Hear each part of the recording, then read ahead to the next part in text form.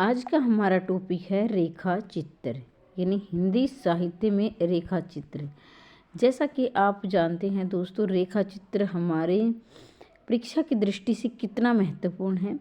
यानी ये हर परीक्षा में पूछा जाता है, चाहे वो टीजीटी की हो या पीजीटी की हो या नेट असिस्टेंट प्रोफेसर, सभी में रेखा चित्र विद्या आती ही आती है। ठीक है, तो नमस्कार दोस्तों, स्वागत है आपका सक्सेस इन हिंदी एकेडमी में। वीडियो को शुरू से लेकर अंत तक अवश्य देखें।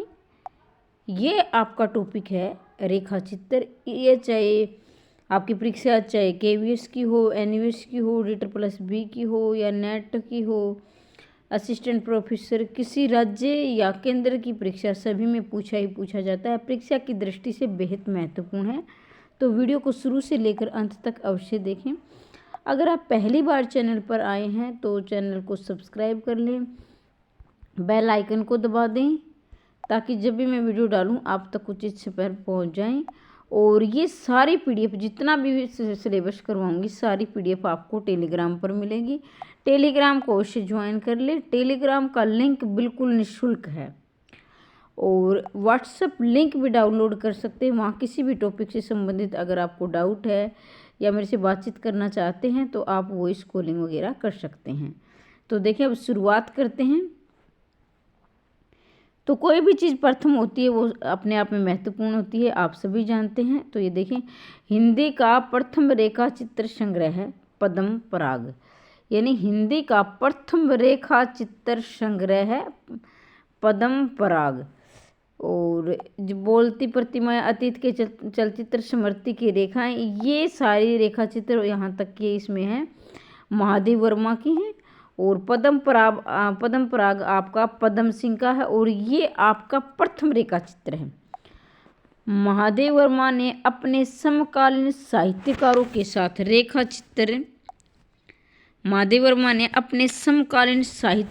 साथ रेखा चित्र किस में प्रस्तुत किए थे। यानी समकालीन साहित्यकार मतलब उसके समय की, जैसे आपके साथ आपकी, जैसे आपने किसी की परीक्षा दी है, चाहे वो किसी भी एग्जाम की कोई भी एग्जाम दिया, तो आपके साथ जो परीक्षा दी है तो वो आप, यानी आपके दोस्त, आपके सहपाठी कह लीजिए, आपके दोस्त कह लीजिए।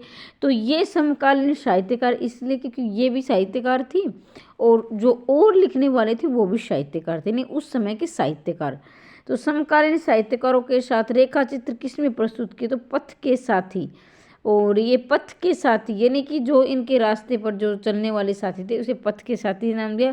काफ़ी महत्वपूर्ण है। ये देखो, मेरा परिवार में इनके पशु पक्षियों के बारे में जिक्र है। भाई पशु पक्षी जो इनके परिवार में, पशु पक्षियों से बेहद प्यार करती थी। जैसे इनकी गोरा रचना है जिसमें गाय का वर्णन किया गया है, तो गाय की किस प्रकार से मृत्यु हो जाती थी, किस प्रकार वो घर में रहती थी, बड़े दर्दनाक है। ये मैंने तो उसको पढ़ा था, बड़ी दर्दनाक कहानी है गोरा। तो मेरा परिवार में इनके कुत्ते बिल्ली सभी पर इन्होंने रचनाएं लिखी हैं।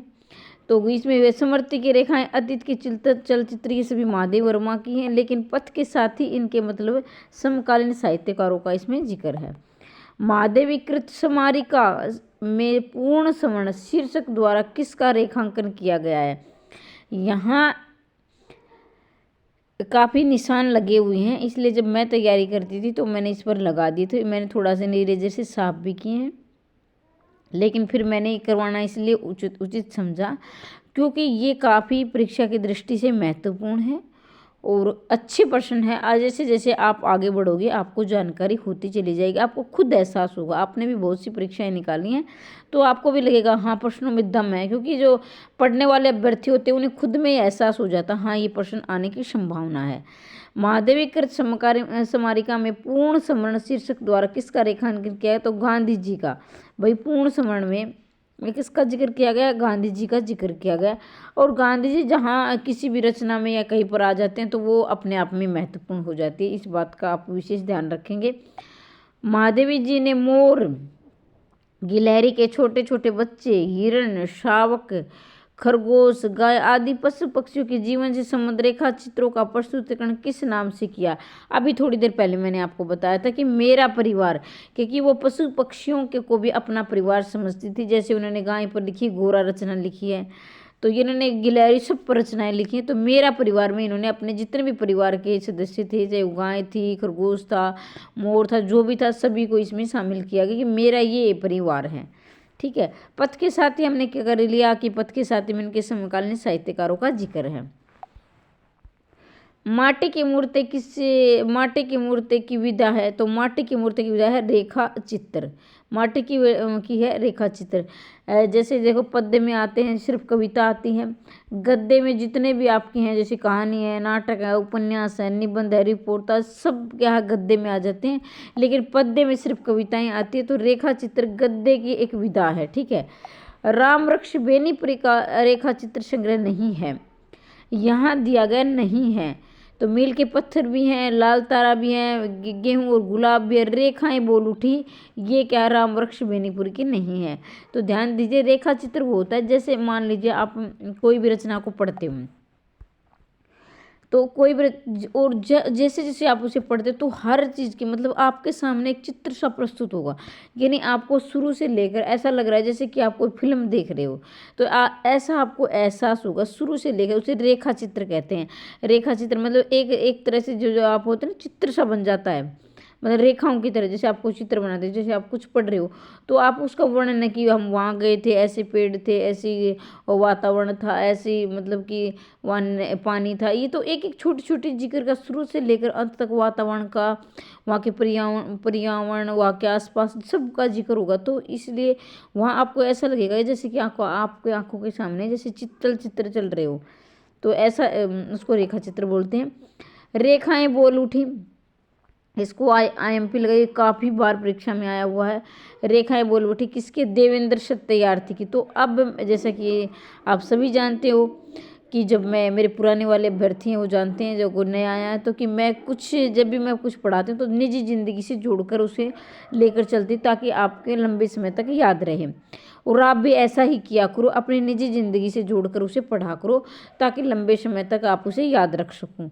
देखो रेखाएं बोल उठी, अब क्या है, अब रेखाएं क्या बोलती हैं? नहीं बोलती। तो सबसे पहले आपको ये याद है किस विधा की है। तो देखो रे से रेखाएं आए तो रेखा चित्र, रे से रेखाएं, रेखे से रेखा चित्र। क्योंकि कई बार प्रश्न ऐसे भी बन जाता है कि ये कहानी है कि नाटक है, उपन्यास है, क्या है, तो रेखा चित्र कई बार तो इस दो प्रकार से प्रश्न बन सकते हैं, किसकी रचना है या रेखा चित्र है, कहानी है, उपन्यास है, नाटक है, कौन सी विधा है। तो याद रखें रेखाएं बोल उठी क्या है? रेखा चित्र। रे से रेखाएं, रे से रेखा चित्र। अब देखो रेखाएं बोलती नहीं है, लेकिन जो सत्य बात होती है ना, तो सत्य ऐसी चीज़ होती है वो सब कुछ बोलता है। क्योंकि जहाँ पर झूठ नहीं होती ना, अब मतलब कि ये हुआ जैसे नहीं बोलते कि जैसे चोर कोई चोरी कर जाता है, कुछ ना कुछ निशानी छोड़ जाता है।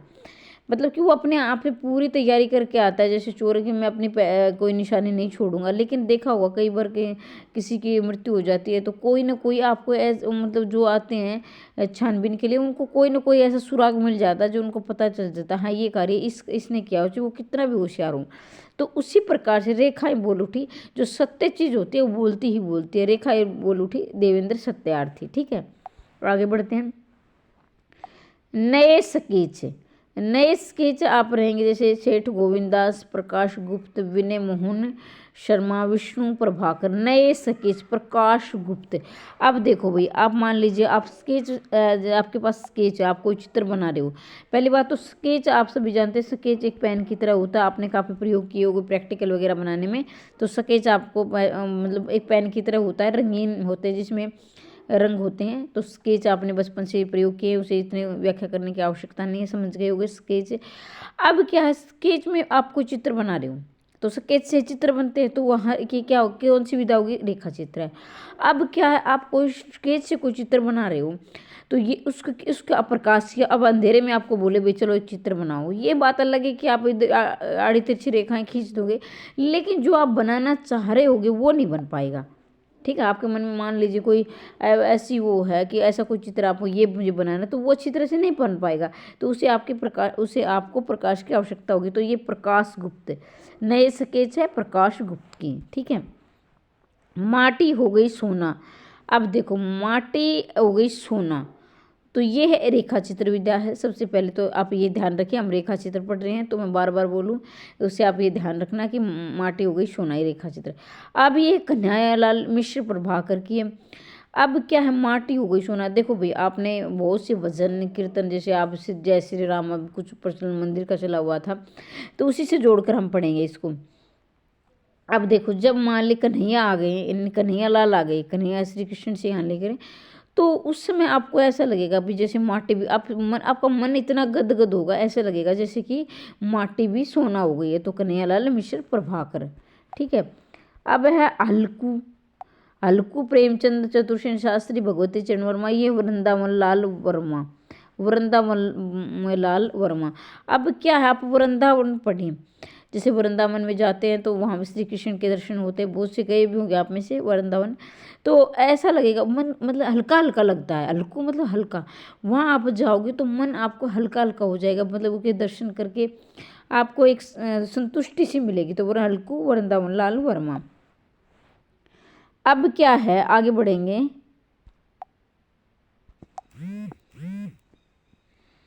अब यहाँ समय के पाव, तो समय के पाव आप रहे, जैसे माखनलाल चतुर्वेदी है, निराला है, अज्ञे है, नागार्जुन है। तो यहाँ आपका रहेगा माखनलाल चतुर्वेदी। देखो भाई, समय के पाव, अब समय के पाव नहीं होते हैं। और आपने कन्हैया के बारे में सुना होगा, श्री कृष्ण जब बचपन में थे तो वो क्या करते थे, बहुत माखन खाते थे। तो समय के वैसे तो समय पर मतलब कि आपने आपने छोटी कहावत में सुना होगा, जैसे मैं हरियाणा से, तो हरियाणा में बोलते छोटे बच्चों को, जैसे वो चलना शुरू करते हैं तो हमें ओह इसके तो पाँव हो गए हैं, मतलब ऐसे तो होते हैं लेकिन वो अपने दम पर चल नहीं पाता है। लेकिन जब छोटा बच्चा है, तो अब वो कृष्ण थे तो उनको माखन दिख जाता था ना, तो छोटे थे तो ऐसे बहुत दौड़ कर जाते थे माखन को प्राप्त करने, ऐसे लगते जैसे इसके पाँव हो गए। तो समय के पाँव माखनलाल चतुर्वेदी। तो यहाँ आप ध्यान देंगे, आगे बढ़ने से पहले मैं आपको जानकारी के लिए बता दूं कि मैंने आदिकाल से लेकर आधुनिक काल तक 2.5-2.5 3-3 बल्कि 4-4 घंटे की वहाँ मैराथन क्लास डाल रखी है। नहीं, मैराथन कह लिए, 4-4 घंटे की, 4.5 की भी हो सकती हैं। तो वो उसके अनुसार ही हम क्रम से पढ़ रहे हैं। और जो चाहता है कि संपूर्ण पाठ्यक्रम करना, तो आप वो मैराथन अवश्य देखें, और क्रम से आपका संपूर्ण पाठ्यक्रम निःशुल्क हो जाएगा अगर आप वो मैराथन देख लेते हैं। मैंने काफ़ी लंबी लंबी क्लास डाल रखी है, और वो ऐसे प्रश्न है जो बार बार परीक्षा में पूछे गए, काफ़ी महत्वपूर्ण प्रश्न है। मैं ये गारंटी के साथ कहती हूँ, अगर आपने वो देखी, क्योंकि मेरा खुद का अपना निजी ज़िंदगी का अनुभव है, अगर आपने वो सारी क्लास देखी, आदिकाल से लेकर आधुनिक काल तक की मैराथन क्लास, आत्मकथा जिन्हें मैंने संपूर्ण पाठ्यक्रम में डाल रही हूँ, मुश्किल से थोड़ा बहुत बचा होगा, मैं करवा दूंगी जल्दी ही कंप्लीट। तो जो चाहता है कि जो बच्चा जीरो से तैयारी करना चाहता है, तो वो क्लास आप अवश्य देखें, ठीक है। और भाई जो ये ठीक है, हम जो आगे नहीं देख रहे हैं वो एक अलग बात है, लेकिन मैं कह रही हूँ अगर संपूर्ण पाठ्यक्रम निःशुल्क करना चाहते हैं, तो मैंने आदिकाल, भक्तिकाल, रीतिकाल, आधुनिक काल तक की मैराथन क्लास डाली, वो जरूर देखिए। इसके साथ आत्मकथा, जीवनी, ये सारी मैंने डाल रखी है, और इनकी PDF भी आपको मिलेंगी, PDF टेलीग्राम पर मिलेगी। और मैंने एक और सोची है कि मैं शॉर्ट वीडियो के द्वारा डेली आपसे 1-2 क्वेश्चन जितने हो पाएंगे शॉर्ट वीडियो में करवाऊंगी, और पूछूंगी, फिर अगली वीडियो में बताऊंगी। तो कुछ डाउट्स वाली वीडियो भी मैं लेकर आ रही हूँ। तो इसलिए अगर आप ये संपूर्ण पाठ्यक्रम निःशुल्क करना चाहते हैं तो चैनल को सब्सक्राइब कर लें, बाकी आपकी मर्जी है। समर्थिकण महादेव वर्मा, सेठ गोविंदास, मुक्तिबोध बेनीपुरी। तो समर्थिकण रहेंगे आपकी सेठ गोविंदास। देखो, स्मृति का मतलब होता है याद करना, ठीक है। और जैसे ही आप सेठ के पास जाते हो, जैसे मान लीजिए सेठ, उसको मतलब आमतौर पर इसी को बोलते हैं, या फिर आप गोविंद से ले लीजिए, गोविंदास से, गोविंद मतलब श्री कृष्ण से ही। देखो, जब आप सेठ मतलब गोविंदास के पास जाना चाहते हो, गोविंद के पास जाना चाहते हो, भगवान के पास, तो आपकी स्मृति में उनका कण कण आ जाता है, मतलब उनकी आपकी याद में उनका कण कण आ जाता है, स्मृति कण कण। तो आप जब गोविंद के पास जाना चाहते हो, मतलब आपके मन में श्रद्धा है कि हम उनके दर्शन करने जाएं, तो उनकी जो याद का आपके कण कण में आपको याद आ जाता है, स्मृति कण सेठ गोविंदास। कुछ शब्द, कुछ रेखाएं, कन्हैयालाल मिश्र प्रभाकर, कन्हैयालाल नंदन, विष्णु प्रभाकर, धर्मवीर भारती। तो विष्णु, कुछ शब्द, कुछ रेखाएं। अब विष्णु के लिए आप कुछ शब्द और कुछ रेखाएं बोलती हैं विष्णु प्रभाकर। जैसे कि आप किसी कीर्तन में जाते हो तो ज़्यादातर लेडीज प्रोग्राम में ऐसा होता है कि कुछ शब्द आप भी बोलिए, जैसे कुछ शब्द गाते हैं बजाते हैं तो कुछ शब्द आप भी बोलिए, कुछ शब्द और कुछ रेखाएं विष्णु प्रभाकर। रेखा और रंग, भगवती चरण वर्मा, निर्मल वर्मा, महादेव वर्मा, विनय मोहन शर्मा। तो ये रेखा और रंग रहेंगे विनय मोहन शर्मा। रेखा और रंग विनय मोहन, रेखा और रंग किसके साथ है? विनय मोहन शर्मा के साथ है। तो ये मैंने रेखा चित्र करवाए हैं, काफ़ी महत्वपूर्ण परीक्षा की दृष्टि से। वीडियो कैसी लगी कमेंट बॉक्स में अवश्य लिखें और निरंतर हमारी क्लास चालू रहेगी। मैं फिर बता रही हूँ, अगर आदिकाल से लेकर यहाँ तक आप देखेंगे तो आपकी बहुत अच्छी तैयारी हो जाएगी। PDF प्राप्त करने के लिए टेलीग्राम से जुड़ें, चैनल को सब्सक्राइब करें और लाइक करें। अपने दोस्तों तक आप शेयर नहीं करते हो, वीडियो को शेयर किया करो ताकि ज़्यादा से ज़्यादा अभ्यर्थी हमसे जुड़ सकें और हमारा एक बड़ा परिवार बन सके। और मैं चाहती हूँ कि इसी भर्ती में आपका सिलेक्शन हो जाए। हंसते रहिए, मुस्कुराते रहिए, दिन दोगुनी रात चौगुनी उन्नति करते रहिए। मिलते हैं अगले वीडियो में, तब तक के लिए जय हिंद जय भारत।